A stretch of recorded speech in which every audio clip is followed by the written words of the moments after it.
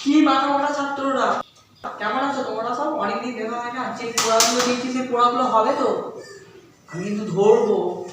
হ্যাঁ স্যার, হয়ে যাবে। এইটুকু সামান্য করে করতে পারবো নি, হয়ে যাবে। আচ্ছা বলতো, বায়ুমণ্ডল কাকে বলে? বল। বায়ুমণ্ডল হচ্ছে আমাদের যে মণ্ডল বাড়ির দিক দিয়ে যে বায়ু বয়ে চলছে তাকে বলা হয় বায়ুমণ্ডল। উদাহরণ হচ্ছে মণ্ডল পাড়া হাওয়া বাতাস, যে ঝাড়পালা।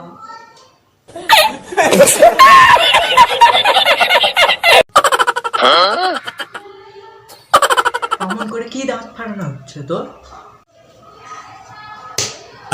শোনা গো, আমার খুব কষ্ট হচ্ছে বলো।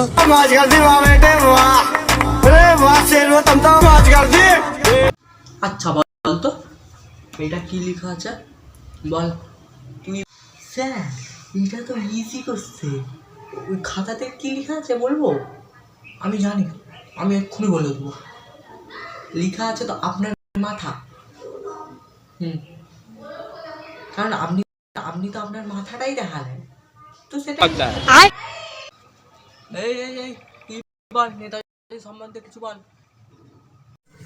নেতাজি তো ছিল একটা আস্ত একটা বাড়ির বাচ্চা ছিল।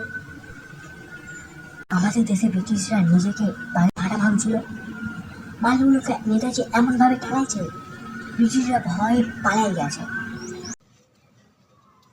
এই নতুন ছাত্র, তুই বল, তুই স্থান পরিবর্তন কাকে বলে? স্যার আমি বলছি,